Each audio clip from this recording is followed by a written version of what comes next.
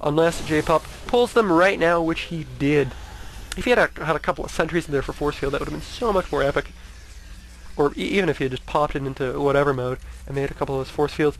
Cheesechild is going to have to be very careful with this warp prism, as there are missile turrets, and those missile turrets are doing a whole bunch of damage.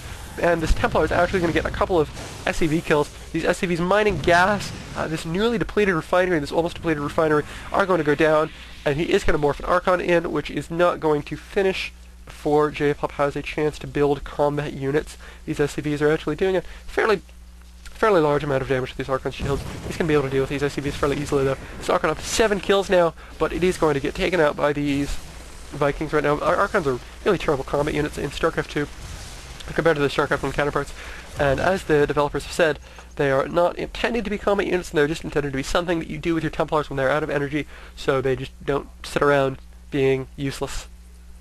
And what I really want is Infestors to be able to morph into Ultralisks, just because Ultralisks are really not that good combat units either, and when your Infestor is sitting around out of energy, it's completely useless, so Infestors should be able to morph into Ultralisks. If you support this, please start lots of threads on all of the StarCraft forums and try to get Blizzard to agree with me, because I think that would be an amazing idea, and bring Zerg to the level of balance where it deserves to be.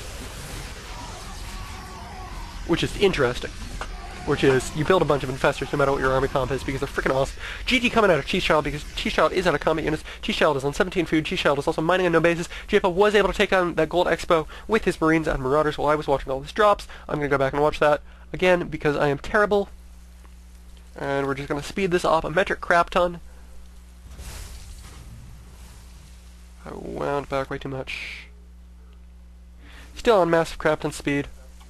And here we see the Warp Prism going in, here we see the Storm Drop, and here we see jpup just ignoring all of this action and moving his Marines and Marauders, and that's really it. He doesn't have any Medivacs or any other combat units of any sort up to this Nexus, and we will watch in ×3 speed as this Nexus goes down completely unaffected to these Marines and Marauders, completely sealing the game for Cheesechase, as he's Cheesechild. I've probably been calling him Cheesechase all game, and that is not his name. His name's Cheesechild. Cheesechild has no combat units except these Zealots, and we're going to watch these Zealots die again just because it's so glorious to see them give their lives for ire, quite literally. Bam! Storm! Bam! Storm! Storm! Storm is just so cool, even on these horrible, horrible graphics. So that was Rambos bringing you yet another horribly, painfully low-definition StarCraft video commentary. If you did not like this, please go over to HD StarCraft, because his videos are in HD, because his name is HD, and that is amazing.